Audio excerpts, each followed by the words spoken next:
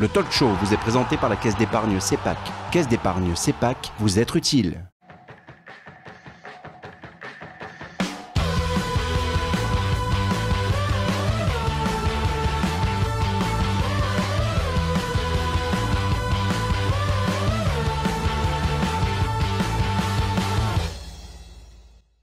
Salut à toutes et à tous, bienvenue sur le plateau du Talk. On entre dans le sprint final ce soir, ce jeudi avant le déplacement à Caen. Tout de suite, sommaire de l'émission qui nous attend.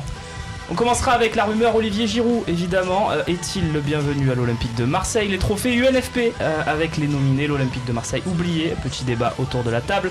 Débat tactique aussi sur Rudy Garcia. On va s'intéresser à ce qu'il fait, notamment sur la relance et toutes ces choses-là. L'OM qui se déplace, vous le savez, à Caen dimanche. Et puis voilà, un petit bonjour de... Ah non, c'est Giroud. On parle de Giroud, messieurs. Voilà, voilà, petite vanne de début de sommaire. Vous en avez l'habitude, évidemment. Mais on commence par Bafé Gomis. Ça sera le premier thème de cette émission avec René Malville. Bonsoir René. Bonsoir tout le monde. Pas bien moi avec tous ces petits jeunes. À côté de toi, c'est sa première chez nous, Romain Pellissier.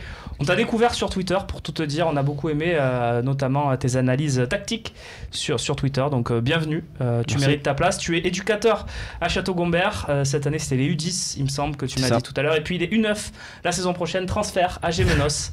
Tout à fait. Gémenos, un endroit cher au cœur de Fabrice Céleschi. Bonsoir Fabrice. Salut les gars. On y vient.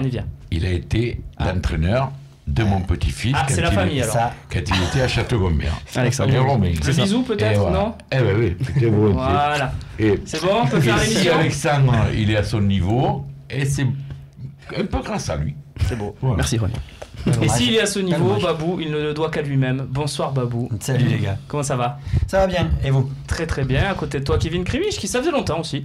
C'est vrai. Depuis qu'il nous avait parlé de Rui Patricio et qu'après toute la presse s'était enflammée, il avait pris un petit... J'ai été demandé, non, loin de là. C'est content d'être ici, ça fait plaisir de vous revoir. Alors aujourd'hui, mission, on va parler beaucoup des attaquants. Tu as vu Gomis, Giroud dans le programme. Tu vas nous trouver un nom qui pourrait coller à l'OM Champions Project et tu nous le donneras dans ces parties. Allez. On commence, messieurs, avec Bafé Gomis. Une question, est-ce que Bafé Gomis est sérieux après ses propos à RMC Sport? Je propose de les découvrir pour ceux qui ne l'ont pas vu.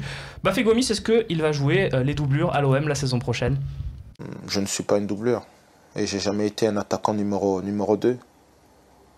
Voilà, je pense que je vais tout faire pour marquer encore quelques buts qui feront franchir cette barre des 20 buts. Un attaquant à 20 buts ne peut pas être une doublure l'année d'après. Ce que je peux vous dire, c'est que j'ai jamais été une doublure et je le serai jamais. Voilà. Voilà, Bafé Gomis plutôt clair. Je précise également, on n'a pas pu mettre tout l'extrait évidemment, mais il a également évoqué la possibilité de jouer avec un autre grand avant-centre. Voilà, pourquoi pas de jouer à deux à l'OM. Messieurs, est-ce que Bafé Gomis en fait trop? Est-ce que on peut accepter ce genre de propos quand on est l'OM Champions Project et avoir Bafé Gomis en face? René, qu'est-ce que tu penses de ces propos de Bafé Gomis? Dieu sait, tout le monde sait très bien que j'adore Gomis. Là, je pense qu'il pousse un peu le bouchon un peu loin parce qu'il y a un projet ambitieux. On risque d'avoir un gros attaquant l'année prochaine. Lui, il reste un gros attaquant. India, je ne veux plus le voir. Je ne veux plus voir tous les attaquants et je veux garder que Gomis. On a 4 compétitions à faire, dont 2 majeures, le championnat et la Ligue Europa, touchant du bois. On a besoin de 2 grands attaquants, dont Gomis et celui qu'on achètera. Mais tu comprends ces propos? Je veux pas être numéro 2. Non, ça par contre, je comprends pas. Qu'est-ce qu'il a voulu dire, messieurs, à votre avis, Bafé Gomis? Oui, Romain. Gomis, c'est un compétiteur. Il sort d'une saison, je crois qu'il est à... Il a 18 toutes compétitions confondues, 17 en championnat. TCC, donc c'est une belle saison en soi.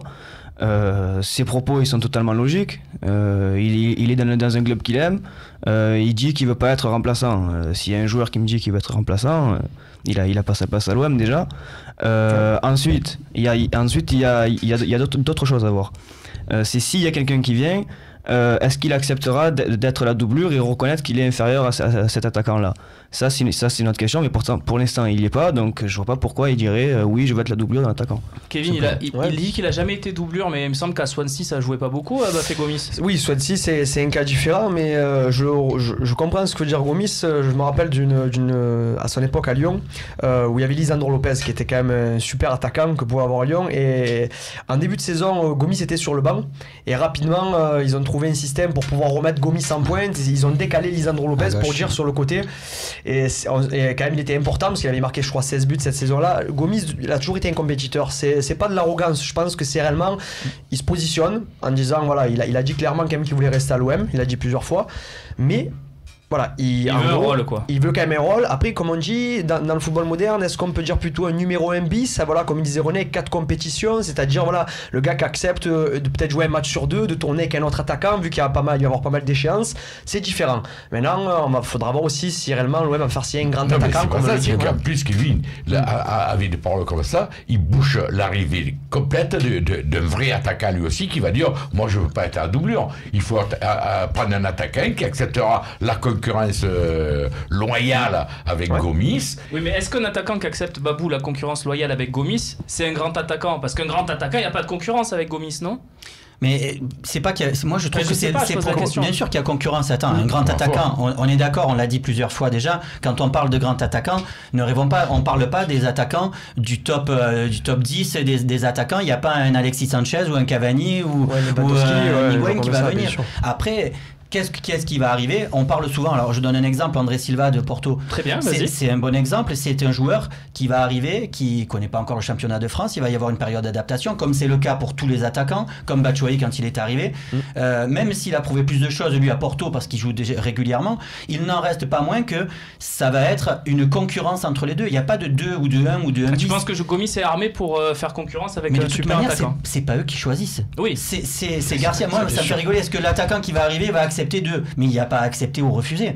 À un moment donné, il y a un entraîneur et c'est l'entraîneur qui demande. Mais c'était pas ma question. Je te demandais si Gomis était armé pour lutter avec un autre attaquant. Mais je pense qu'il est armé. Non seulement qu'il est armé pour lutter avec un autre attaquant, mais en plus, ce serait une erreur stratégique du club que de dire à Gomis, tu vas être juste le bis, le remplaçant, avec le salaire qu'il a, et prendre un joueur comme ça, pour être un numéro 2, c'est alors il y a René qui est en train de souffler. Justement, moi, j'ai pas dit qu'il faut qu'il accepte d'être numéro 2.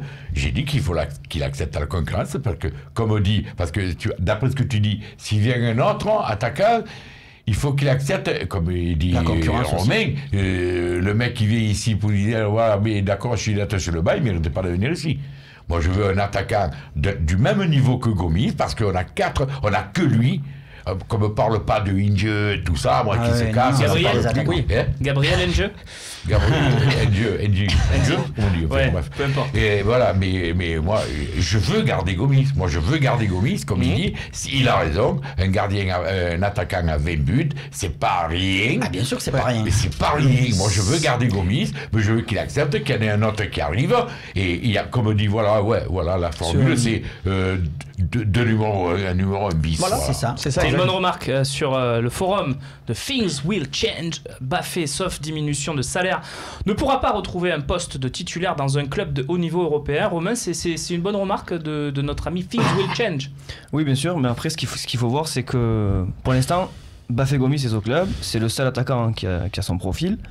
Demain, s'il y a quelqu'un qui arrive, il y a concurrence, c'est ce qui se passe dans tous les grands clubs et c'est ce qu'il faut faire à tous les postes. L'OM veut commencer un projet ambitieux, OM Champions Project, d'accord. Il ne faut pas se dire on va pas recruter là parce qu'on a un qui est très bon. Non, il faut recruter là, les mettre en concurrence tous les deux et mettre le meilleur le dimanche ou le samedi. C'est vrai que sur le terrain. C'est vrai que ce que par exemple, j'ai entendu qu'il y avait Maxime. Il faut pas recruter au poste de Maxime Lopez, sinon ça va. Non, il faut recruter au poste de Maxime Lopez s'il y a l'opportunité. Si on recrute quelqu'un à la place de Maxime Lopez, il y aura concurrence entre les deux et ce sera le meilleur qui jouera, tout simplement. Et ce sera bénéfique pour les deux joueurs. Mais c'est vrai qu'avoir un banc où il y aurait Lopez, Gomis, vainqueur la saison prochaine, ça a une autre gueule quand même, non, messieurs? C'est aussi ça qu'on veut, non? Ce dilemme, tu l'as eu il y a quelques années de ça, où tu as Djibril Cissé qui sort d'une très bonne saison à l'Olympique de Marseille et Eric Guéretz voulait absolument Bakary Koné. Ils sont allés chercher, qui du coup en début de saison ont mis Bakary Koné en pointe et si tu veux, Djibril Cissé, au bout de 3-4 matchs, est allé voir la direction en disant moi je veux partir.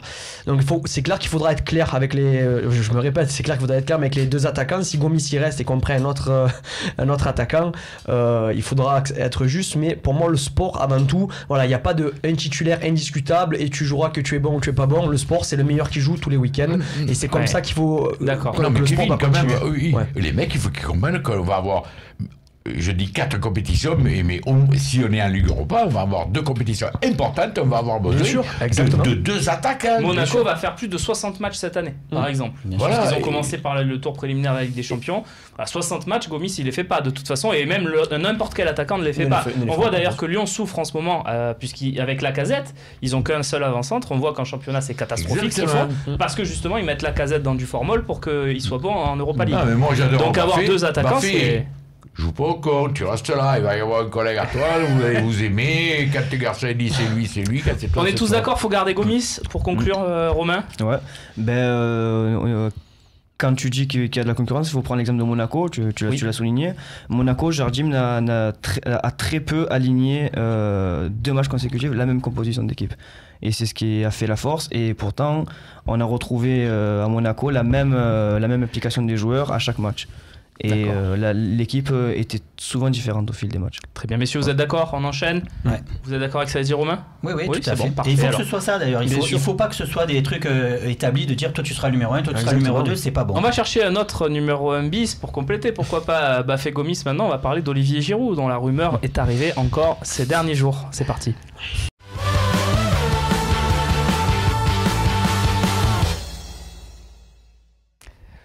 Olivier Giroud, plutôt remplaçant à Arsenal cette saison, va-t-il se relancer à l'Olympique de Marseille la saison prochaine?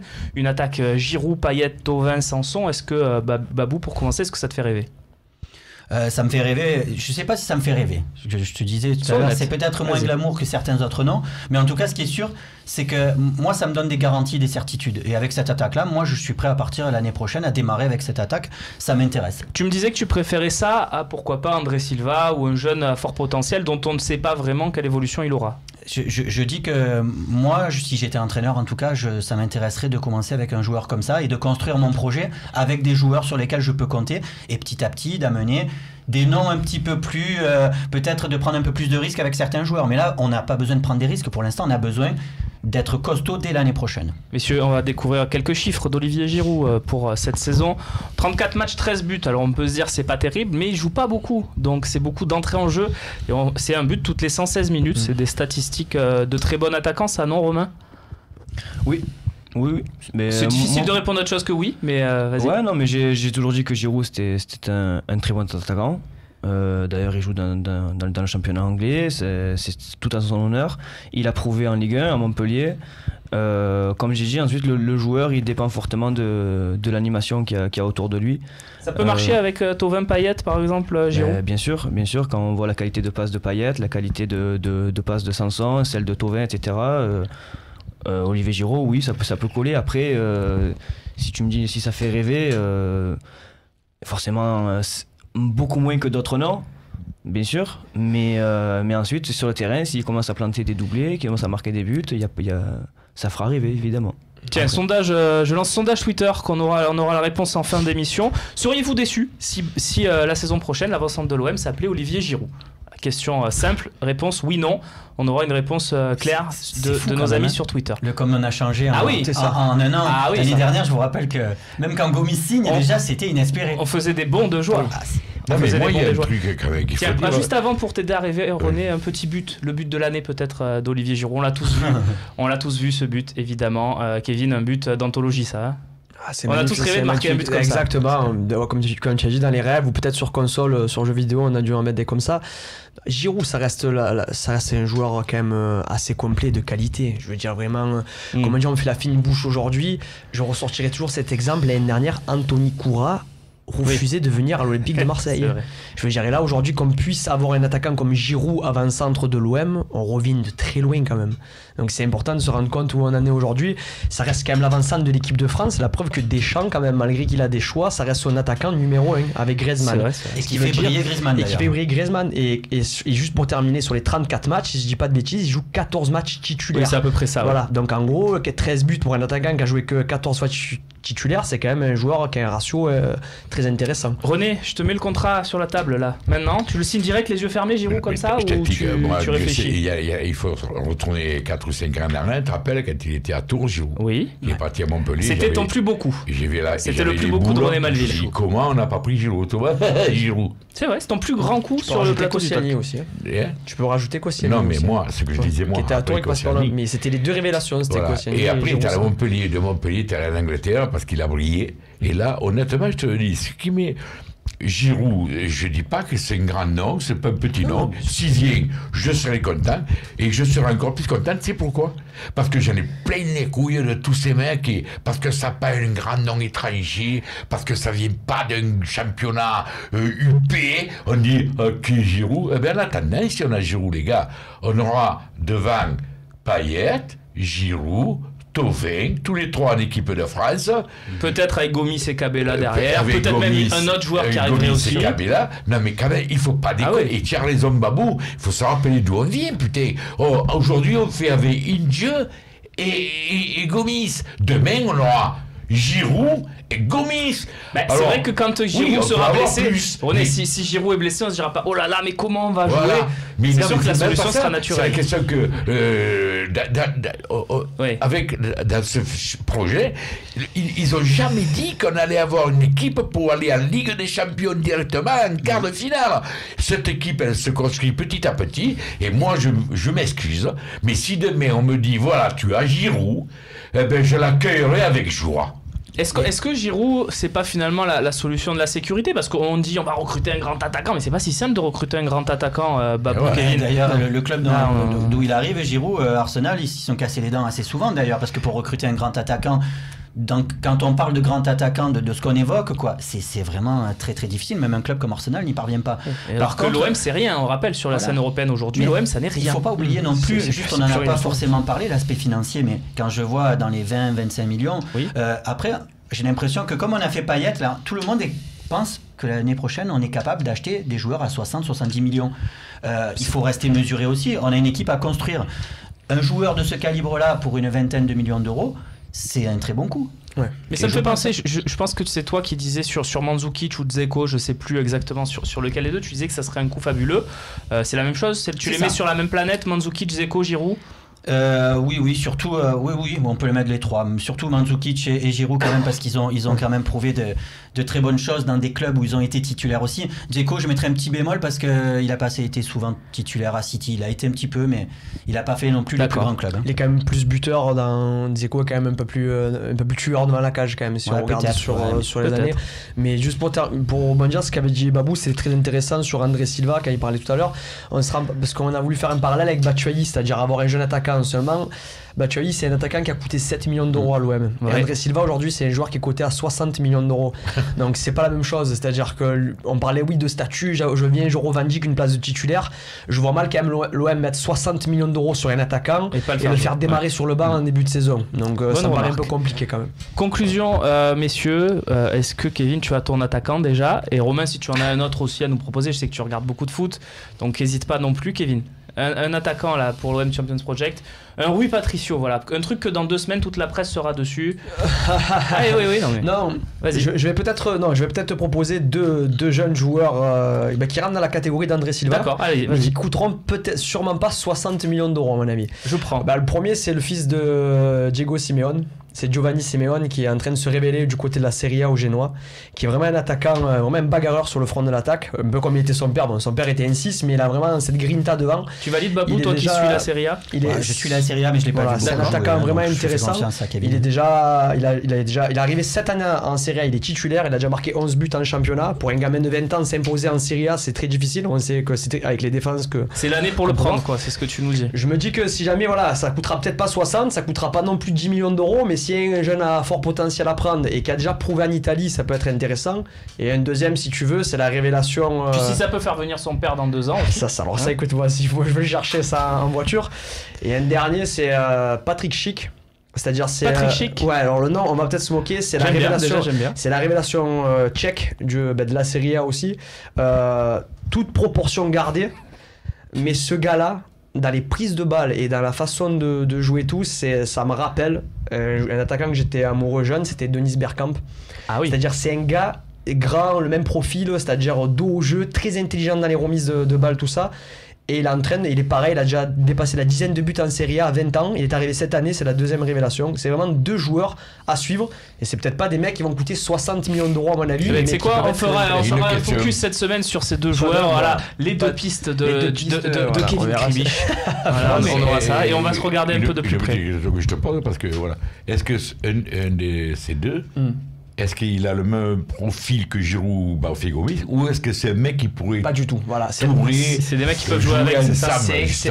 Patrick Schick, ce que je disais, voilà, c'est pourquoi je disais le profil, toute proportion gardée, parce que je lui souhaite la même carrière, mais on n'en est pas là, à Dennis Bergkamp, qui est capable de faire ce qu'a fait avec Thierry Henry à Arsenal, c'est-à-dire de tourner autour, être un faux numéro 9,5, qui peut jouer avec dans certains matchs. Et Giovanni Simeone, c'est quand même un attaquant de pointe, mais pourquoi il est intéressant, c'est qu'il amènerait un profil différent de Gomis ou de Giroud, si jamais on avait un des deux, qui lui est un attaquant qui peut prendre la profondeur, qui est quand même bon balle au pied et qui est assez méchant, c'est-à-dire méchant dans le bon sens du terme, c'est-à-dire agressif dans l'attaque du ballon. Le recrutement et de Giroud et d'un des deux ne serait pas incompatible. Ne serait pas incompatible. Tout à fait. Voilà.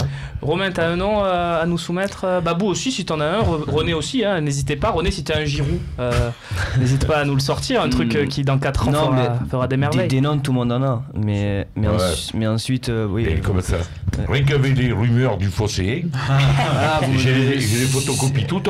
Je voulais le manier, il était trop lourd. Bien sûr, après, voilà, on a trop d'incertitudes parce que oui, vous me donnez un attaquant. Je vous dis Agüero, Aubameyang, Mandzukic. Mais après, bon, c'est des joueurs qui viendront certainement, à part peut-être Mandzukic, qui viendront certainement pas à l'OM. Tu me parles de lui, tu me fais défaillir. Mais voilà, ensuite, on a trop d'incertitudes sur le marché, quels sont nos réels moyens, quel profil on cherche vraiment, etc. Donc on ne sait pas. Voilà. D'accord, oui, tu veux pas te mouiller. Non, mais sans couper Romain, pour moi, je suis entièrement d'accord avec lui. C'est surtout la fin, c'est intéressant ce qu'il dit, c'est on ne sait pas réellement les moyens. Parce qu'en fait, des fois, on s'auto-suffit des fois en disant ah, mais c'est impossible et tout, on ne sait pas. On a envie d'y être. Mais tant cet été, on va avoir une grosse surprise. Comme on disait, proportion gardée, ce qu'il disait Babou, Lewandowski, Suarez, ces mecs-là, ils sont intouchables, ils sont différents. Mais quand même, on peut avoir un gros attaquant, un contrat, un gars, ça se passe mal en club. On ne sait pas, il reste une année de contrat. Il reste une année de contrat et City a 3 avancées. C'est comme ils ont Alexis Gabriel Sanchez. Jesus et ils ont Iheanacho là. Si j'avais recruté lui, je le cherchais sur les épaules. Non mais on sait pas, il a raison Kevin. On sait pas réellement, on fait que dire non. Cela, je vois pas la surprise. Autant la surprise. Mais parce que c'est pas une question de City et de l'OM, c'est question de tous les clubs européens qui sont. Bien sûr, je suis d'accord avec toi. C'est compliqué, ça peut être très très compliqué. On va en parler comme ça. Mais si Agüero il vient à l'OM, voilà. À l'Olympe déjà, au bar, boire un coup. Déjà, pour d'honneur, je me rase à la tête. Si Agüero vient à l'OM, je le jure, je me rase à la tête. C'est bon ça. Je suis le fou de ce joueur. À l'OM. Non mais il y a tout pour être la vraie star et ça serait le projet plus magnifique. On conclut là-dessus, on conclut sur le fantasme. Il y a les mecs qui vont dire ouais il dit ça parce qu'il ne va jamais venir. Eh bien oui, j'espère qu'il viendra. Et ça me fera rien de me raser le test. Non, ça peut pas faire de mal. Quoi ? Allez, on passe à la partie 3, on va parler rapidement des trophées UNFP.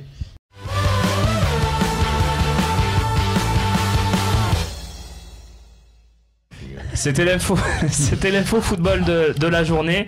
Les trophées UNFP, récompenses individuelles de fin de saison pour les joueurs, les coachs de Ligue 1 et Ligue 2, les arbitres aussi, les féminines, qui sont récompensés dans ces genres de trophées. On va découvrir les nominés, les nommés, je ne sais pas comment il faut dire. En tout cas, messieurs, l'OM a été oublié ou pas. Déjà, les entraîneurs, est-ce que Rudy Garcia a sa place? Non, puisqu'il n'a pas fait toute la saison. Babou, on est d'accord déjà? Quoi qu'il arrive, ça exclut un entraîneur de ne pas avoir fait toute la saison. Et puis les 4 qui sont là, ils ont chacun une histoire et c'est tous différents, mais chacun dans leur style mérite d'y être, je pense. Bon. En tout cas, on remarque aussi l'absence de Bruno Genesio. Et Passy. Passy, ouais. Pourtant, Passy a fait 2 clubs, il aurait pu avoir plus de voix, mais bon, il n'y est pas. On passe vite à un trophée qui nous intéresse peut-être un peu plus. Il joue peut-être à notre ami, là. Pourquoi pas, Romain, tiens, les espoirs, est-ce que tu penses déjà que Maxime Lopez, par exemple, aurait pu avoir sa place dans cette liste? On pense forcément à lui quand on dit espoir Olympique de Marseille. Déjà, je pense que des joueurs comme Thomas Lemar, Adrien Rabiot ne sont pas des espoirs, sont des joueurs déjà confirmés de Ligue 1. Après, ça se joue sur l'âge, cette catégorie, c'est pour ça qu'ils sont dedans. Ils sont encore dans l'âge de la catégorie. Que sur l'âge. Oui, mais c'est pas juste. Non, c'est pas juste. Je suis d'accord avec vous. C'est pas juste. Je suis d'accord avec vous, c'est pas juste, mais ils sont jeunes. C'est sa 4e saison professionnelle. Je crois qu'il faut qu'ils aient moins de 23 ans. Rabiot, je crois qu'il faut qu'ils aient. C'est incomparable avec un Maxime Lopez qui a fait 6 mois en Ligue 1. Je veux dire, c'est pas possible. Et on me souffle dans l'oreillette qu'il y en a 3 déjà en équipe de France, c'est vrai. Et le 4e aurait très bien pu y être s'il s'était pas pété le genou il y a quelques semaines. Ça fait partie des joueurs qui serait intéressant de récupérer. Cyprien. Ah ouais. Ouais, mais là tu vas le chercher à l'hôpital là pour l'instant. Oui, je sais. Bah, mais des fois, faudra le payer moins. Il faut savoir aller chercher à l'hôpital. Donc Lopez, on est tous d'accord, il n'y avait pas forcément sa place ou vous êtes déçus? Il aurait eu sa place, comme disait Romain, si tu enlèves au moins Lemar et Rabiot qui sont vraiment confirmés depuis un moment. Je pense qu'il aurait eu sa place, moi, là-dedans. Il n'aurait pas plus eu sa place Sanson que Lopez? Je pose la question. Sanson, c'est du même calibre que. Enfin, pas du même calibre, mais je veux dire. C'est le même âge que Cyprien que... Ouais, mais c'est moins logique. Ça reste un joueur confirmé de Ligue 1 comme Adrien Rabiot et Thomas Lemar. Donc il a rien à faire. Il faudrait l'appeler au lieu de meilleur espoir, c'est meilleure révélation de la Ligue 1 cette année. Ouais, ça serait plus et là, pour le coup, Maxime Lopez a entièrement sa place. Très bien. Messieurs, trophée suivant. On regarde ensemble si vous le voulez bien. Les gardiens de but. Alors, bon, Daniel Subasic, rien à dire. Je pense d'ailleurs qu'on tient le vainqueur avec le Croate de l'AS Monaco. Anthony Lopez, Baptiste René, Kevin Trapp. Pour les nominer, René, il n'y a pas mon petit gâté de Toulouse Non, Alban Lafont, non. Il est encore perfectible quand même. Oui, il est perfectible, il est sympathique, mais... Pour moi, Subasic reste... Pardon, peut-être Subasic reste là. D'accord avec toi. En termes de championnat, est-ce qu'il fait la Ligue des Champions? C'est quand même... Il va faire l'arrêt qu'il faut dans chaque match. Mais la question, c'est plus, est-ce que les 4 sont logiques? Parce que... Moi, j'insiste, peut-être que je vais passer pour un débile, mais Yoann Pelé, c'est 17 clean sheets cette saison.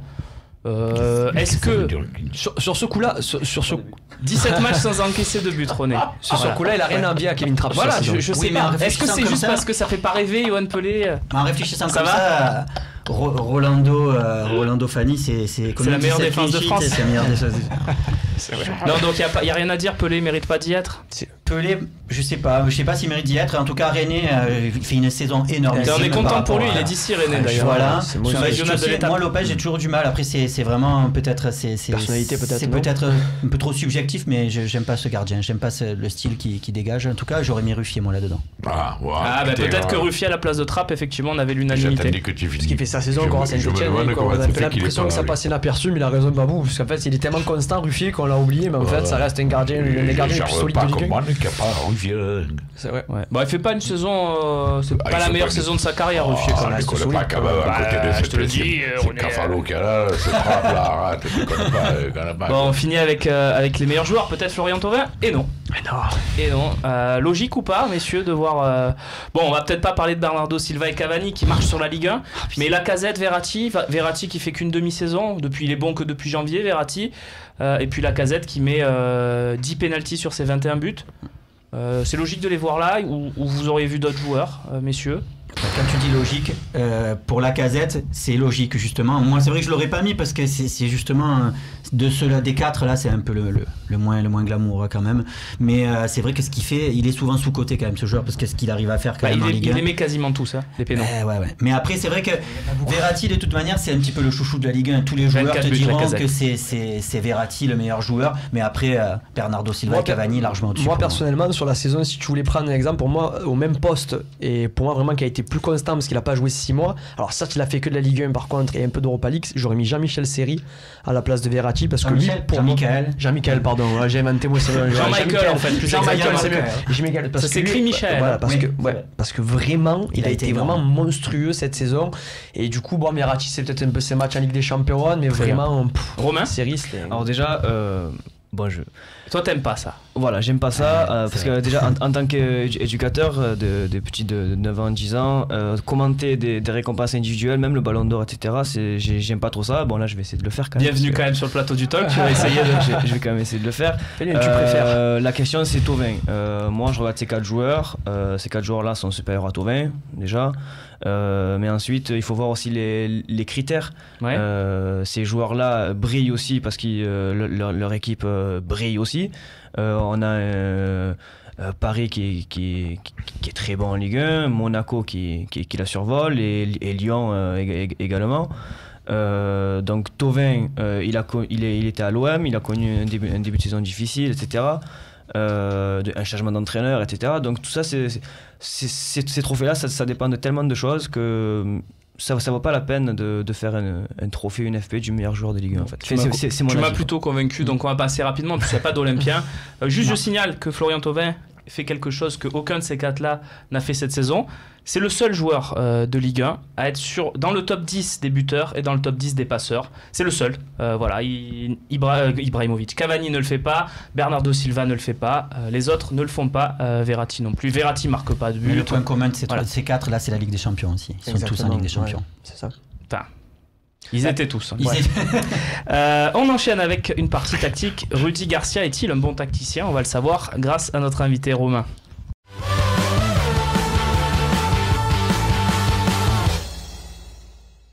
Ça, c'est pas impressionné. Là. Après ce lancement pression, qu'est-ce qu'il y a, René? Quoi? Qu'est-ce qu'il y a? Oui, je disais, ne te laisse pas impressionner. C'est René qui est dans la peau de l'entraîneur cette fois-ci, en fait, du coach. Il est là et il fait l'inverse. Alors, tu nous as séduit, Romain, sur Twitter, assez nettement, en étant plutôt bon dans l'analyse. Très bon. Tu vas être bon aussi dans cette partie, forcément, puisque on s'est inspiré de ce que tu as envoyé sur les réseaux sociaux pour créer cette partie. On s'intéresse de près à Rudy Garcia. Tu es en face de toi, Babou. Plus de 1000 talks à son actif. Il s'y connaît sur le domaine tactique. Et puis René, évidemment, un grand tacticien des bistrots. Il a raison de ce qu'il a dit. Oui, pour l'instant on peut pas lui donner tort en tout cas. On commence avec donc le thème de la relance. Je sais que c'est quelque chose qui te tient à cœur, Romain. Tu peux nous expliquer déjà si Rudy Garcia est bon ou pas bon dans ce domaine-là, qu'est-ce qu'il peut améliorer et analyser aussi ce qu'il nous fait dans ce domaine-là. Je crois que tu as quelques aides. Voilà, là les voici. Vas-y. Alors bon, il est forcément bon parce que quand même il faut rappeler que Garcia c'est quand même avec Lille championnat, coupe, ensuite il est parti en Italie où il a fait quand même une très bonne saison avec la Roma, ensuite ça allait un peu moins bien mais bon. Sur la relance donc. Ouais, sur la relance. Alors ça a été le premier gros chantier de Rudy Garcia. Pourquoi? Parce qu'il a commencé à sortir, je vais prendre le match contre Nantes, je crois qu'il y a une photo le match contre Nantes. On cherche, voilà celle-là. Alors la première difficulté qu'a eu Garcia, c'est quand l'équipe adverse jouait en 4-4-2 et nous pressait en 4-4-2. C'est ce qu'a fait Sergio Conceição à la Beaujoire et il n'y a eu aucune adaptation de la part des joueurs marseillais. C'est-à-dire que pour bien relancer un ballon, déjà, il faut que l'équipe soit en supériorité numérique derrière la ligne de pression. La ligne de pression, c'est les deux premiers joueurs nantais que vous voyez devant. Pour bien relancer un ballon, il faut être plus 1, toujours. C'est ce que disait Marcelo Bielsa. Et là, ils sont plus 0, par exemple. C'est ça. Et là, ils sont 2 contre 2. Et en plus, on le voit avec le point d'interrogation au milieu, il n'y a personne qui occupe l'intervalle entre les deux joueurs nantais. Donc là, c'est très difficile de trouver la verticalité. La verticalité, c'est ce qui nous permet de gagner du terrain. Et d'avancer. Et d'avancer sur le terrain. Babou, tu dis ce que tu veux à tout moment. Hein. Continue. Ouais. Voilà. Là, par exemple, la solution qu'a Fanny quand il va recevoir le ballon, c'est Sakai sur le côté droit. Oui. Il me semble que cette action, si je me souviens bien, Fanny le donne à Sakai. Mais ensuite, on a les joueurs nantais qui vont très facilement bloquer les Marseillais sur ce côté-là et vont nous mettre en difficulté avec une transition offensive très tranchante. Et on s'est mis en difficulté beaucoup de fois sur ce point. Or, si on avait par exemple un vainqueur ou un Lopez derrière cette ligne de pression, donc créer le 3+2 avec un Sanson par exemple dans l'intervalle, on serait en supériorité numérique et on aurait une solution verticale avec Sanson dans ce point d'interrogation là pour avancer dans le terrain. Ça c'est pour les relances courtes, évidemment, parce que si tu avais un Giroud devant, tu as une autre solution aussi, parce que tu es en supériorité numérique devant. Là, là on a Gomis quand même qui est très bon en point de fixation. C'est le choix de Garcia. Mais ça me fait penser à... Garcia veut relancer court. Juste sur ce thème, Gomis très bon en fixation. Brandao, on m'a vendu que c'était un mec très bon en fixation. Pendant 4 ans, il a dû prendre 2 ballons de la tête sur les relances. Alors attention, il était bon en fixation avec son corps. Par contre, moi j'ai toujours dit, attention de la tête, il n'est pas terrible de la tête. Judo était très bon. On continue. Donc les solutions, on a vu qu'il y a d'autres schémas, on va les décrypter évidemment. Alors ensuite, Rudy Garcia, voilà. Ça c'est le vainqueur plus bas. C'est adapté contre Rennes parce que Christian Gourcuff est venu en 4-4-2 au Vélodrome également, vu qu'il doit rater les matchs. Il nous a pressé en 4-4-2, mais Rudy Garcia s'est adapté avec. Là on voit Sertic et vainqueur derrière la ligne de pression avec Rolando. Là on a un 3+2, on a Lopez qui est dans l'intervalle et on a Evra et Sakai qui occupent la largeur. Alors là, le défaut de cette photo-là, c'est que l'intervalle entre la ligne de pression n'est pas occupé également. mais on voit quand même que Garcia s'est adapté à cette situation-là, tout simplement. Il faudrait que, là je sais pas si c'est Sanson ou quoi qui doit un petit peu revenir. Bon là on est sur une photo donc on peut pas... Oui, t'as raison. Voilà. Mais on n'a pas le droit d'utiliser des vidéos, sinon on t'en aurait proposé. C'est pour ça. Du coup, si j'ai une question, ça m'intéresse beaucoup ce qu'il dit, c'est une analyse que j'avais vue et c'est très intéressant. Du coup, la vainqueur est derrière Sertic et Rolando. D'où est-ce que c'est pas la recrue qu'on a besoin l'année prochaine, c'est-à-dire le gars qui normalement il devrait être devant peut-être, mais juste devant les deux, le vrai regista comme on appelle ça en Italie, c'est-à-dire la plaque tournante. Est-ce qu'il manque pas ça en fait à l'OM plus qu'un bagarreur en 6, parce que comme on veut faire le jeu, comme l'OM apparemment veut faire le jeu, est-ce qu'il ne manque pas cette plaque tournante devant la défense? Si tu demandes mon avis personnel, le joueur on l'a déjà, c'est Maxime Lopez. Toi tu ferais jouer Maxime Lopez à ce poste-là? Maxime Lopez pour moi a les qualités nécessaires pour être la première rampe de lancement, être le regista comme tu dis. À la place de vainqueur. Et Rudy Garcia, il me semble qu'il a vu ça, parce que contre le time match contre Nancy, j'ai fait une vidéo sur Maxime Lopez, on l'a vu très bas, demander des ballons très bas, aux côtés de vainqueur. Et ça, je trouve ça très cohérent de la contre Saint-Etienne aussi, il me semble qu'il y a la photo. On va faire défiler des photos. Voilà. On l'a vu aussi. Ça, c'est pas celle-là. Ça, c'était une catastrophe. Au côté, mais pas, comme tu dis, c'est au côté de vainqueur, mais c'est pas quand même un remplacement de vainqueur. Exactement. Et moi, je trouve ça très cohérent de la part de Garcia. Pourquoi ? Parce que Lopez, avec vainqueur à côté, va être sécurisé. C'est-à-dire que en cas de perte de balle, on a quand même 3 joueurs à vocation défensive derrière qui peuvent rattraper la chose. Là, tu es en train de faire kiffer René, qui est tout sourire, qui adore ce que tu fais. Tant mieux alors. Donc, messieurs, on a vu la relance. Je pense qu'on a été plutôt complet. Est-ce qu'il y a des moyens d'améliorer tout ça ? Voilà, on a parlé de la piste Lopez plus bas, on le voit sur cet écran. Effectivement, ça m'avait frappé aussi lors du dernier match, même si ça n'a pas donné forcément plus de jeu à Nancy. Non, mais on a vu un Lopez qui tentait. On a eu quand même du mal à ressortir les ballons aussi contre Nancy, malgré ça. Bien sûr. Oui. C'est lié, moi, ce que tu disais, c'est vrai que les équipes jouent beaucoup comme ça maintenant. Quand tu regardes Paris, tu regardes la Juve par exemple jouer, tu as toujours ce Thiago Motta par exemple qui vient, au début c'était un peu surprenant, mais tu te demandes pourquoi ils viennent jouer comme des défenseurs centraux, et c'est exactement pour ça, c'est que tu te retrouves à pouvoir créer le surnombre au-delà de cette ligne. Et c'est vrai que les latéraux en général sont aussi plus hauts que les milieux défensifs, ou les milieux relayeurs, on va dire, c'est des choses qui surprennent des fois quand on nous dit mais pourquoi les latéraux sont si hauts. C'est comme ça que ça fonctionne maintenant, et pour réussir ça, de toute manière, je pense qu'il va falloir aussi avoir des latéraux peut-être progresser là-dessus, parce que je pense que les latéraux aussi ont un rôle important là-dessus, parce qu'ils proposent normalement beaucoup de solutions, et tu vois beaucoup d'équipes qui arrivent à ressortir les ballons à ce niveau-là, et nous je pense qu'on a aussi on est encore un peu fragile à ce niveau-là. Très bien. Messieurs, dernière question, on a vu l'OM aussi parfois se positionner quasiment à 2 pointes, Romain. On l'a vu notamment sur ton schéma à Saint-Etienne, on a vu Thauvin qui tournait vraiment autour de Gomis. C'est aussi un truc qu'on a vu pendant beaucoup de matchs cette saison. Pas forcément avec Thauvin d'ailleurs, ça a des fois été plutôt quand on n'avait pas encore Payet, mais il me semble que c'était NJ qui faisait ça, qui tournait beaucoup autour à l'époque. Est-ce que c'est une solution d'avoir justement 2 pointes, Gomis et Giroud, pourquoi pas l'année prochaine dans un schéma à Garcia, ou il aime pas ça, Rudy Garcia? Mais pas ça, non, parce que Garcia, je considère que c'est un entraîneur pragmatique qui s'adapte à la situation. Si il considère qu'il a les 2 attaquants avec les profils nécessaires pour jouer à 2 pointes, il le fera. En tout cas, il a pas fait souvent dans sa carrière quand même. Il a pas fait souvent dans sa carrière, c'est vrai. Mais par exemple là sur la photo qu'on a montrée, on voit les ailiers qui rentraient intérieurs.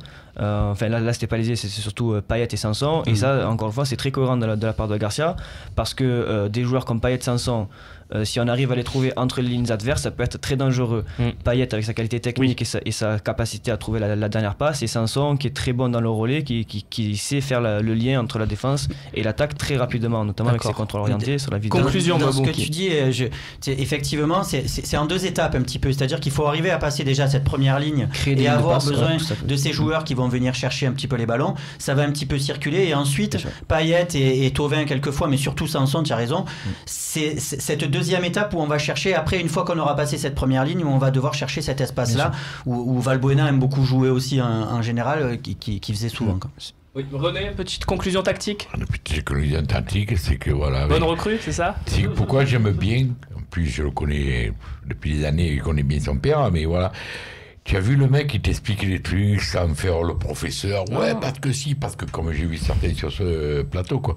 Aujourd'hui, voilà. Il y a deux garçons qui se connaissent leur sujet sur le bout des doigts, c'est Babou et Romain.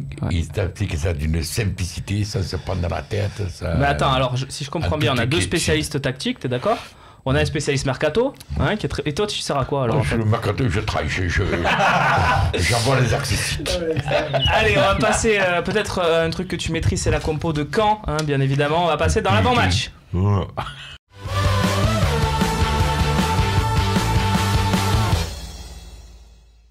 Cool, tranquille. Hashtag LiveTalk si vous voulez réagir et poser vos questions. Les questions, René, je parle. Hashtag LiveTalk si vous voulez poser vos questions, pourquoi pas à René. Je fignole son éducation. Via Twitter et Facebook, le forum du Phocéen aussi. Posez vos questions. Questions-réponses dans une dizaine de minutes, évidemment. René, la compo de Caen, fais-nous rêver. Qui est dangereux dans cette équipe de Caen? Ouh là là, alors là. Non, t'embête pas, on va demander à Babou. Le gardien, c'est un gardien que tout le monde critique, mais moi, attention que c'est un bon petit gardien. Contre nous, oui. Mais puis pas contre nous, mais là il joue contre nous. Donc, on précise juste que quand Babou reste sur 7 matchs sans victoire en Ligue 1, 2 points sur 21 et 4 défaites d'affilée dans le rentre de Dornano. Donc match impossible à perdre. Là c'est victoire obligatoire, Babou. C'est victoire obligatoire. On parlera du classement juste après. Combien de fois j'ai entendu ça sur ce plateau? Non mais là c'est encore pire, non? Non mais il a raison, René. Combien de fois on a entendu défaite interdite ou quoi? Mais je vous rappelle qu'on perd pas en même temps. C'est juste qu'on n'arrive pas à gagner. Donc c'est surtout. Comment on va faire? On va perdre contre eux. Je me gosse. Mais voilà, moi je crains rien, je crains pas la défaite contre eux, mais je crains encore une fois. Tu crains qu'on marque pas quoi? Mais c'est ça, c'est toujours pas. Comment marquer alors? On va voir la compo de l'OM. Est-ce que tu changerais des choses? On a vu, on va revenir quand même sur Caen. On va dire des choses juste sur la compo de Caen. Voilà, il y a Caramo qui est un des bons joueurs de Ligue 1 cette année qui commence à c'est un jeune ailier, une 18-19 ans, je sais plus exactement. Plutôt intéressant. Et Santini, 13 buts. D'attaquant chiant à marquer. 13 buts, profil un peu Gomis quand même. T'en as un qui prend de l'âge, mais bon, qui est sur un match comme contre l'OM est capable voilà, de sur une passe, sur casser une ligne et Rodley. Peut-être un peu sous-côté, je dis pas que c'est un joueur que je voudrais voir à l'OM, mais qui reste quand même un joueur assez complet techniquement. Il va vite, et puis attention, ils n'ont plus d'arrière droit. Voilà, ça je le dis. Leurs deux arrière droits sont blessés, donc ils risquent de faire jouer Da Silva, qui est pas vraiment un mec hyper rapide. Qui est une brique, comme on dit. Oui, voilà, qui est plus une brique. Non, mais la question c'est est-ce qu'il n'y a pas un coup à faire, un coup tactique à faire, Romain, dans ce couloir où il y aura un défenseur central, en mettant peut-être Payet à un autre endroit sur le terrain et mettre plutôt un vrai ailier sur ce côté-là. Mais pour le coup, surtout peut-être. NJ ou Sarr même. Je le dis sans rire. Vu que notamment leurs deux latéraux sont absents. Peut-être que aussi Rémi Garand Patrice Garand va jouer à 3 défenseurs. C'est une solution. Peut-être pourquoi pas un 3-5-2, etc. Et là encore, on pourra voir la capacité d'adaptation des Marseillais. Justement, on passe à la compo de l'Olympique de Marseille. Messieurs, c'est la compo classique, pas d'absent pour ce match, c'est suffisamment rare pour être souligné, à moins qu'il y ait un absent dans les prochaines heures à l'entraînement ou quoi que ce soit. Mais on aura peut-être la compo type de l'Olympique de Marseille pour les 4 dernières journées, avec Lopez, Sanson vainqueur au milieu, Payet, Thauvin sur les ailes et Gomis en pointe. Une défense centrale, Rolando Certic, et les latéraux, Evra, Sakai. Je crois que tu peux pas faire le mieux avec l'effectif que tu as. Ouais. En sachant très bien que. Avec Joker Cabella à la 65-70e. Ouais, mais non, mais. Peut-être ça, plus tôt que d'habitude, parce que je trouve qu'il rentre un peu tard. À chaque fois qu'il est rentré, je trouvais que ça lui laissait pas beaucoup de temps pour et d'abord, je vois pas pourquoi quand il y a Cabella et Ndieu, et pourquoi on fait rentrer Ndieu. Moi, j'adore Cabella et à la place de Ngomi, je préfère largement un conclusion, Kevin, avant qu'on passe au classement et aux enjeux. C'est là que je te pose la question, je te dis comment c'est possible cette composition. Voilà, c'est l'équipe plus ou moins type de profil de notre saison, et tu te dis que voilà, en enlevant Certic, Payet, Sanson et Evra, c'est-à-dire que tu mets Mbokan comme on a pu voir juste avant la fin, avant le mercato, Fanny, Cabella et Zambo, donc c'est-à-dire l'équipe qui est moins forte normalement sur le papier, c'est avec cette équipe là qu'on a réussi à enchaîner 4-5 victoires d'affilée. C'est vrai, et que là du coup cette équipe normalement elle devrait enchaîner plus facilement. Elle devrait marcher sur la Ligue 1 sauf les gros matchs, mais elle devrait marcher sur la Ligue 1 l'année prochaine, et elle n'y arrive pas. J'arrive pas à me l'expliquer. C'est là qu'il y a un exemple tu as beau avoir tous les joueurs que tu veux sur le terrain, l'essentiel c'est l'animation que tu mets dans le à donner tout simplement. Voilà, donc à Rudy Garcia de bosser. C'est Rudy Garcia, tu remets la faute sur Rudy Garcia. Je remets pas la faute sur Garcia parce que je trouve qu'il parler. Oui. Non, mais je trouve qu'il esquisse plusieurs. Il prépare la saison prochaine. Voilà, tout à fait. Déjà, moi je trouve qu'il est dans la préparation de l'année prochaine, avec notamment ce double pivot avec Lopez vainqueur, etc. Il essaye des choses avec les ailiers intérieurs, notamment le positionnement de Sanson, celui de Payet, etc. Voilà, tout simplement. Babou, conclusion. Ouais, après on a quand même une grosse différence dans la maîtrise. C'est vrai qu'au niveau des résultats, je suis d'accord avec vous, on voit pas la différence, mais au niveau de la maîtrise que peut avoir cette équipe par rapport à la précédente, il y a elle est plus forte, plus forte. Très bien. Dernier, tu préfères Mitchell ou Passy? Puisqu'on était sur le les coachs. On la faisait pas celle-là, non? On a dit qu'on la faisait pas. Bon, on va la faire quand même. Tiens, Kevin, tu préfères Mitchell ou Passy? Mitchell. Comme joueur ou comme entraîneur? Non, comme entraîneur. Babou? Passy. Romain? Passy. René, tu préfères Mitchell ou Passy? Pour le cœur, Passy. Putain, Passy a quand même eu 3 mais pour le cœur. J'ai compris. Voilà, jamais pas au-dessus. Moi, Mitchell, parce qu'il a quand même prouvé à l'Olympiakos. Ça restait quand même en Ligue des Champions. Les amené en huitième de finale. Non, mais on compare deux entraîneurs. Tu préfères Mitchell ou Passy? Passy, pour moi, je compare pas pourquoi il est en Ligue 1. Oui, c'était tu préfères Mitchell ou Passy, là. À l'OM. Là, c'était. Le cœur me fait dur au Passy. Allez, on passe tout de suite aux enjeux de cette 35e journée pour l'Olympique de Marseille. Vous arrêtez le compteur.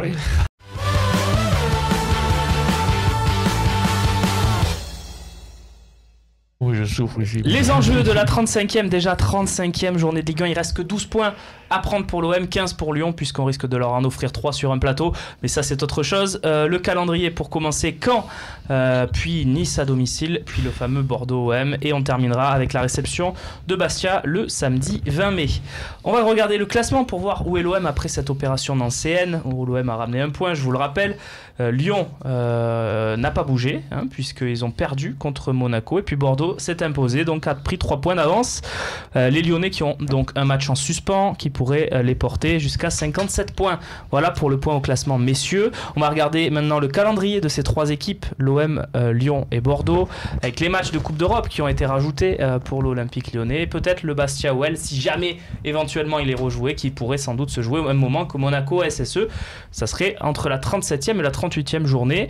Messieurs, on constate aussi que Bordeaux a un déplacement à Dijon ce week-end et que Lyon va à Angers pendant que l'OM va à Caen. 3 déplacements dans des clubs de Ligue 1. Je dis clubs de Ligue 1 parce que c'est des clubs qui font vraiment pas rêver, mais c'est typique Ligue 1. Non, je pensais que... Dans le micro. Je pensais que c'est comme ce coup de recevoir Nice et d'aller à Bordeaux, je pense qu'on a le calendrier le plus con. Con ou compliqué? Compliqué. Bordeaux, ils vont à Saint-Etienne, ils reçoivent l'OM, c'est pas évident. Et ils vont à Lorient. Moi, je dis que le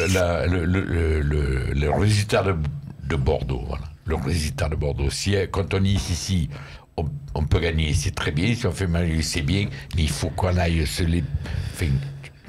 voilà. Les bouffer, quoi. Ouais. Allez, on va regarder maintenant une projection, messieurs, pour voir ce que ça pourrait donner après cette journée. Les projections positives pour commencer. Où pourrait être l'OM si Marseille gagne et si Bordeaux craque et Lyon craque? Voilà, ça c'est le scénario le plus favorable. Eh bien, l'OM serait complètement remis dans la course, Babou. Ça peut aussi arriver, ce scénario, avec Dijon qui joue son maintien et Angers qui est toujours difficile à jouer face à Lyon qui va mettre certainement ses réservistes. On sait que la Lacazette ne sera pas du déplacement, par exemple. Oui, tout à fait. Mais comme pour l'OM, il n'y a pas de raison. C'est à la fois pour Lyon et à la fois pour Bordeaux, c'est pas gagné encore. Ça peut être des nuls aussi. On va voir ce que ça donne avec des matchs nuls. C'est dur à envisager, mais les nuls, moi je l'envisage très bien. Surtout Bordeaux, parce que regarde, ça donne à peu près la même chose sensiblement avec des nuls. Oui, quelquefois Bordeaux sont passés pas très très loin. C'est pas des dominations extraordinaires Bordeaux non plus. C'est juste qu'il y a beaucoup d'efficacité. Donc ça c'est le bon scénario qui remet l'OM complètement dans la course pour la 4e place. Après il y a le scénario catastrophe. Et là c'est pas pareil. C'est-à-dire que l'OM qui craque ou qui fait défaite ou match nul, ça serait 52 ou 53 points. Et les adversaires qui gagnent, et là l'OM est complètement paumé, et il y a même Saint-Etienne qui vient souffler dans la nuque avec un match en retard. C'était certes à Monaco évidemment, mais Saint-Etienne pourrait revenir dans la course aussi, et l'OM serait complètement éliminé de cette course à la 4e place. C'est le scénario à éviter, René. Vraiment, ce match de Caen, il est peut-être plus important encore si on veut jouer la fin de saison dont tu parlais de Nice et de Bordeaux. Mais Comme je te disais tout à l'heure, tout le temps on répète, et même moi le premier comme un con, je dis si on perd, alors on y est. Mais non, mais c'est interdit d'aller perdre à Caen. Alors j'ai beau le dire comme ça. Même un match nul, non, ça et des ça avait des mails, on va retrouver, on a perdu comme. C'est interdit. Tu peux me faire la tête de la minute quand tu commences et que l'OM a perdu? Non, mais juste la tête. l'OM a perdu, écoute, il l'a fait assez souvent cette saison. Fais-moi la tête, juste s'il te plaît. Et ça dit tout le monde. Non, ça c'est quand on a gagné ça. Bon, allez, c'est pas grave. Non, on mais passe. tu sais, Ouais. je veux dire, voilà, il faut vraiment ne pas avoir l'amour du maillot et une prise de conscience réelle des joueurs pour ne pas gagner à Caen. Je trouve qu'ils méritent qu'on les traite de tout le lendemain s'ils n'ont pas gagné à Caen. Surtout qu'il y a eu quelques faux pas là. Et que Caen est vraiment. Et que là on n'aura plus le choix. Mais tu as raison, Voilà. là où je suis d'accord avec toi, c'est que c'est peut-être pour moi le match le plus difficile des 4. Paradoxalement, quand on voit ce qu'on est capable de faire contre Saint-Etienne, moi je suis pas très inquiet pour le match à Bordeaux. C'était l'avis de Sébastien Pour Ruggieri Nice, aussi non plus. lundi qui disait Voilà. ce match est peut-être Moi c'est le plus celui-là compliqué. qui va être le plus On compliqué. va regarder le classement une dernière fois, juste pour vous montrer aussi les effets sur l'OGC Nice, qui pourrait se retrouver au Vélodrome pour la 37e journée sans aucun enjeu. Ça peut compter aussi ça, Kevin, pour la 37e journée. On sait que dans la 36e, pardon, Nice pourrait se retrouver à 6 points du podium, de la fin des 2 premières places, avec la 3e place assurée. Tu penses que C'est ça pas peut... moyen de les inviter chez Fonfort, là. C'est ça, exactement. On va voir Ça ça peut pas aller à l'Olympe avant le match. Un joker, si on peut sortir un joker à Marseille. Là, le match de cette Et après, semaine. je crois qu'en plus, il joue, oui, tout à fait. Donc ça pourrait... Moi, je crois pense que c'est lui. de toute façon, Nice est dans une dynamique qui vont jouer jusqu'à la fin de la saison. Ils le montrent depuis le début, je dirais jusqu'à maintenant. Ils jouent leur va-tout. Ah, ça a craqué Ils à Toulouse. Hein. Ça a craqué, mais ils prennent journée après journée. Après, voilà, ils ont pas le même effectif que Monaco et Paris. Normalement, ça devrait rester, le championnat devrait rester dans cette position-là, Ok. en tout cas pour les 3 premières places. Ouais, mais oui, évidemment. voilà. Après, Nice, là, ils vont chercher quoi maintenant? Ils sont sûrs sur le podium. Et Voilà. c'est trop Ça dur dépend de ce de match. pas Ça aller dépend. à la Tu vas dire qu'ils viennent en roue libre à au Vélodrome? vérifier. Je suis pas sûr, moi. À vérifier, mais si c'est bien Nice-Paris, comme je pense que c'est le cas ce week-end, c'est là où on va savoir si Nice joue encore quelque chose ou s'il joue plus rien. C'est ça, Nice-Paris ce week-end. Voilà, tout à fait. Messieurs, on passe tout de suite aux questions-réponses si vous le voulez bien. Tu veux, René? Mais absolument. Faites, maître, faites. Allons-y, questions-réponses.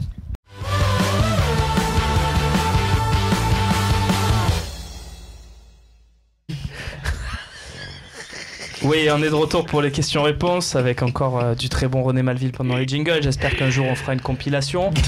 On commence ces questions-réponses avec une question de Job 314. L'OM a-t-il réellement une chance dans le dossier Tielemans quand on voit la concurrence et surtout pour jouer où? Alors ça répond un peu à ce que tu disais tout à l'heure sur Lopez.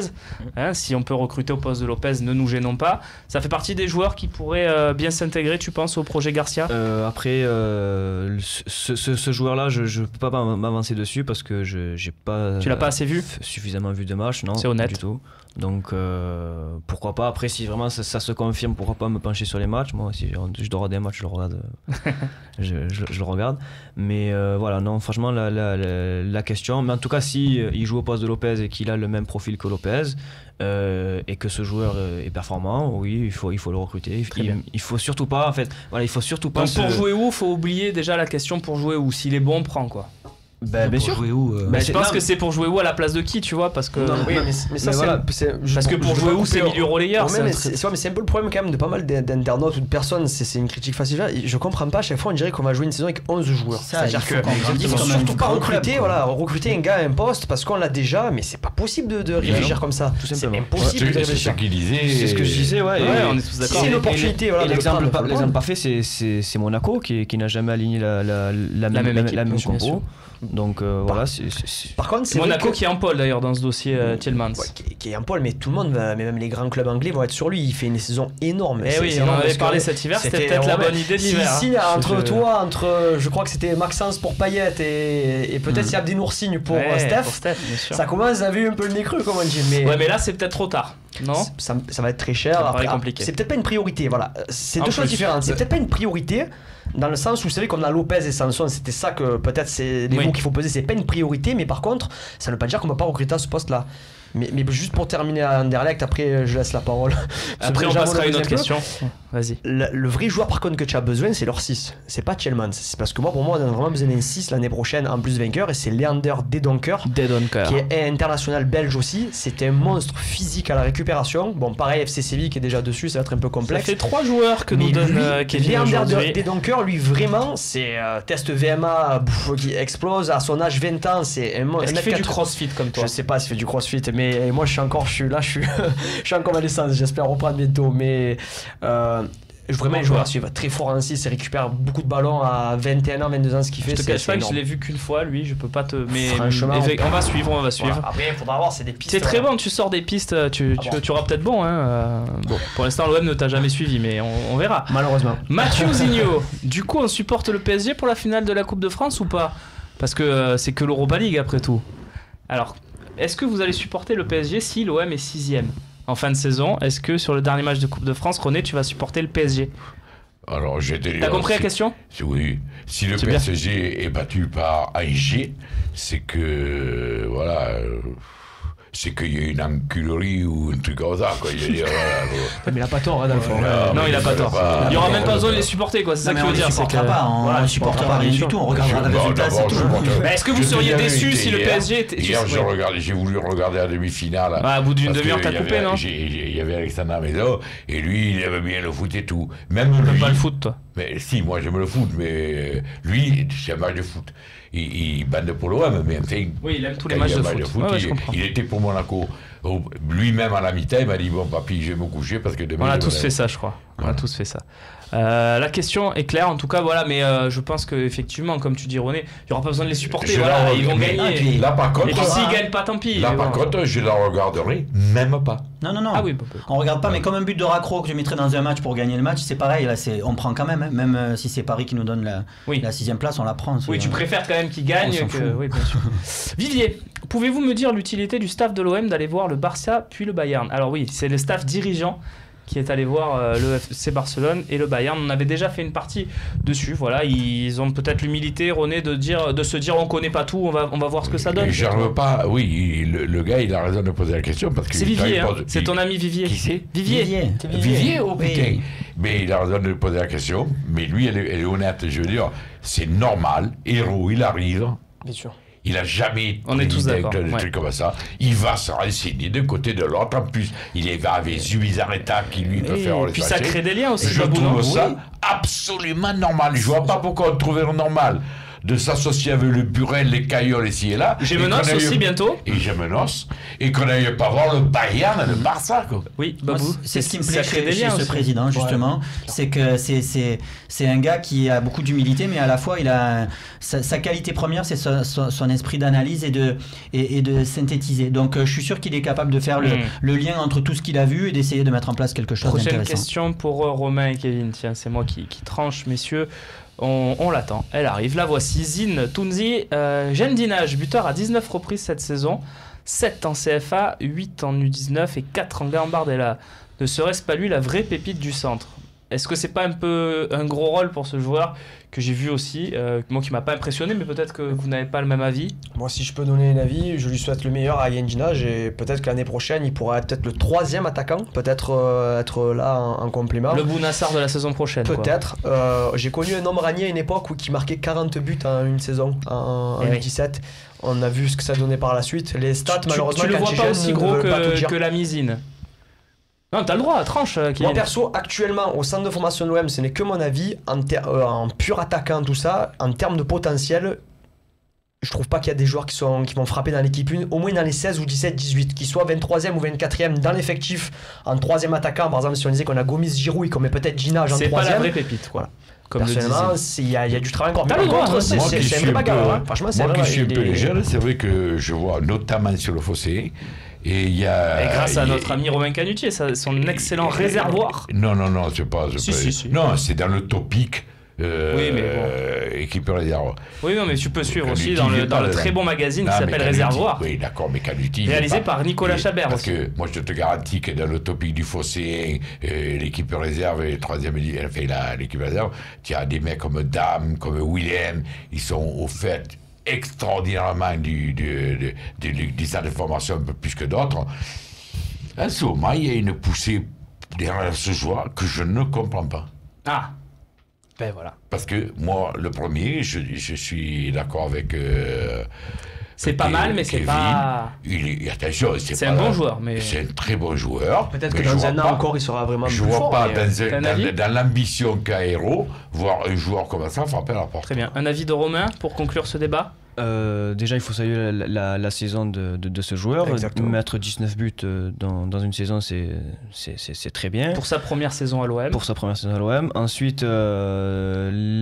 cette question-là, il n'y a que Rudy Garcia qui peut répondre. Et je pense que si ce joueur-là remplit les critères du coach, remplit les... Mais tu crois que s'il remplissait, excuse-moi de te couper, mais s'il remplissait les critères du coach, comme tu dis, tu crois qu'on l'aurait pas déjà vu un peu dans le groupe, on a pris Rabillard avant lui, donc c'est qu'il y a bien quelque chose à différent. Bien sûr, non, mais après, il y a l'exemple Maxime Lopez. Maxime Lopez, avant qu'il explose, entre guillemets, il y en a beaucoup qui en parlaient. Beaucoup qui disaient quand c'est qu'il va jouer Lopez. Mais on n'en parle pas autant que Maxime Lopez, quand même, du petit dinage. On en parle un petit peu. Non, mais voilà, moi, ce que je dis, c'est qu'il n'y a que Rudy Garcia qui pourra répondre à cette question, tout simplement. Très bien. Fernando Messieurs, Marsal. Babou, est-ce que tu as un avis sur Marsal de Guingamp ?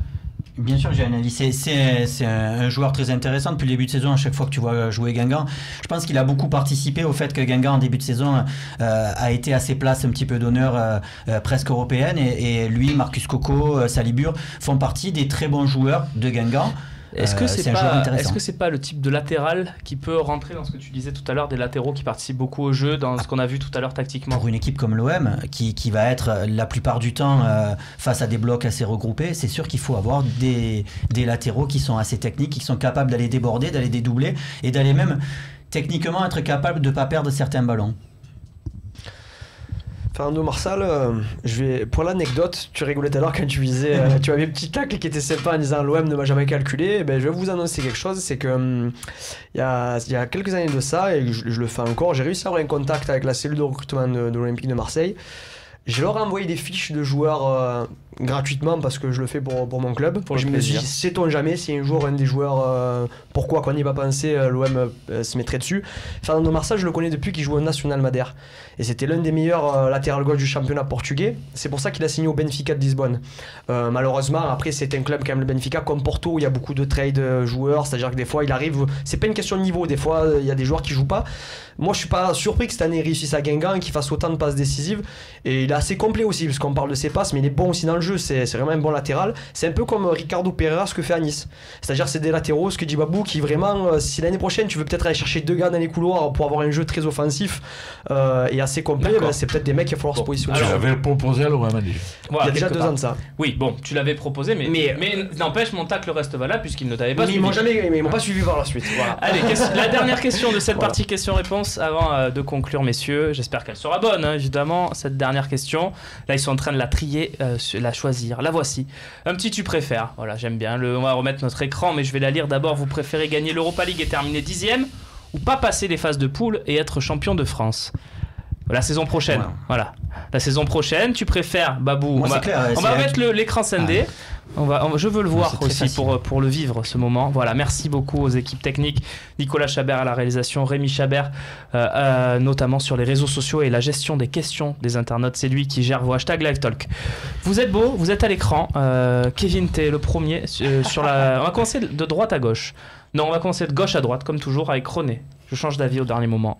L'Europa League ou être champion de France ? Alors, est-ce que tu préfères, la saison prochaine, gagner l'Europa League mais finir 10e, d'accord ? Ou être champion de France mais être éliminé au tout début de l'Europa League ? Mais je préfère l'Europa League. D'accord. Quand de mon trophée, moi, il y aura 2 étagères, qu'il y a des gars qui n'en ont même pas une. Alors, il a tout dit. Et puis en plus, c'est pas ça, c'est que tu gagnes l'Europa League, tu es qualifié déjà la en Ligue des Champions. Champion de France ou plutôt l'Europa League pour Romain ? Ça, non ? Ben, on va voir. Non, mais déjà, je pense que dans le contexte dans lequel est l'Olympique de Marseille, on n'est pas en mesure de hiérarchiser les trophées déjà. Je pense que si on arrive à être champion de France, c'est très beau. Si on arrive à gagner l'Europa League, c'est très beau. Mais toi, tu préfères quoi ? C'est à toi que je parle. Pour le prestige, avec le contexte du projet, etc., je pense que l'Europa League, ça peut être plus bénéfique à l'Olympique de Marseille au niveau de l'exposition européenne. C'est bien, faut trancher. Tu préfères. C'est ça. Tu préfères, Babou. À un moment, sans réfléchir, être champion de France, mais sans problème. Ah ouais. C'est-à-dire que c'est qualificatif aussi pour la Ligue des Champions. Il n'y a pas que le premier qui est qualifié aussi. C'est qualifié direct avec le titre en plus. Mais surtout, l'Europa League, je dis pas que ça peut être un hasard de la gagner, mais je dis que certaines équipes qui ont gagné l'Europa League, quelquefois, avec certaines équipes qui la jouent moins, avec certaines équipes. Ouais, tu peux le faire. Lyon peut peut-être le faire cette année, alors que voilà. Par contre, gagner le championnat de France, pour moi, ce serait un vrai exploit. Et rien que de voir la tête d'Olas. Tu vois qu'elle est pas con la question, René. Non mais attends. Oui, ça se qualifie pour la Ligue des Champions, d'accord, mais si tu gagnes l'Europa League, putain de mais tu gagnes la Ligue 1 là, tu gagnes le championnat. La Ligue 1, Paris ne l'a pas gagné, Lyon ne la gagne pas non plus. Monaco non plus. Moi je veux voir la tête des présidents. Moi là, ça pour moi c'est un vrai exploit. D'abord, tu n'as pas l'Europa League, d'accord, tu es premier. Mais Babou veut la Ligue des Champions dans 2 ans. Tu fais la Ligue des Champions, ça sait très bien que tu n'as pas l'Euro. Moi je veux construire d'abord dans mon pays avant d'aller conquérir l'Europe. Oui, mais il a le droit, c'est bien le droit. Moi tu préfères, il a le droit. Moi je veux si j'ai la Ligue des Champions et la Ligue Europa avant qu'on rattrape le palmarès de l'OM. Oui, mais ça c'est franco-français. Conclusion avec Kevin, qu'est-ce que tu préfères? L'Europa League parce que c'est la seule coupe qui nous manque dans la vitrine. Seul contre tous, Babou, mais j'ai apprécié ton panache. Mais c'était très beau. Regardez ça, très intéressant. Seriez-vous déçu si la saison prochaine l'avancante de l'OM sera Olivier Giroud? Olivier Giroud aurait été mieux dans la formulation, mais c'est pas grave, messieurs. Oui, c'est pas possible. 51% des gens seraient déçus que l'avancante de l'OM soit Olivier Giroud la saison prochaine. On est peut-être devant la première faute de communication de la direction, c'est-à-dire que maintenant 1000 votants. On a trop d'attentes. 1000 votants. On commence à avoir des attentes de folie. Mais non, mais ils ont raison. Ils ont raison. Non, mais c'est possible dans le sens d'avoir une ambition encore supérieure, mais là c'est impressionnant. Donc 51% seraient déçus d'avoir l'avancante de l'équipe de France. Oui, allez, moitié. Merci messieurs, merci Romain d'être passé nous voir. Il faut les voir le nom des votants. 1000 votants, il y en a 1000 votants. Tu iras sur Twitter, c'est facile à trouver. 1000 votants, en tout cas. Romain, merci d'être passé nous voir. C'est Château-Gombert et la saison prochaine à Gémenos. Oui, on le réinvitera dès qu'il y aura des trucs tactiques très intéressants à faire avec toi. Je t'envoie des joueurs. Il y a aussi une autre solution peut-être, c'est que quand on n'a pas Babou ou Max, on a un tacticien sous la main, parce qu'on aime bien avoir Max ou Babou, mais des fois l'un des deux nous fait défaut. Eh bien, ce serait bien d'avoir un tacticien aussi sous la main, donc pourquoi pas. Merci Kevin, à très vite. On espère que ça prendra pas 2 mois comme la dernière fois pour te revoir. René, à lundi pour la minute, la minute du 1er mai. Victorieuse. La minute du 1er mai, mais putain, le 1er mai, je vais travailler. Ah, mais non, mais tu la tourneras. Vous avez dit que je vienne après le match. Oui, mais est-ce qu'on la diffusera pas lundi? On verra. Hein? Vous la diffusez pas lundi? J'en sais rien, tu verras avec nos équipes. Je sais pas. Allez, on vous souhaite une bonne soirée, merci de nous avoir suivis. Rendez-vous au bar des Bandits si vous voulez voir le match, comme on le match. Exactement. Et je suis direct avec France Bleu, chaque match. Message important, René. Donc déjà, tu es sur France Bleu, c'est très important. Prochain talk, c'est mardi. Et non pas lundi, puisque 1er mai oblige. On se retrouvera le 2 mai pour décrypter le résultat de l'Olympique de Marseille et se lancer dans la course vers cette rencontre face à l'OGC Nice. Bonne soirée, merci de votre fidélité, salut.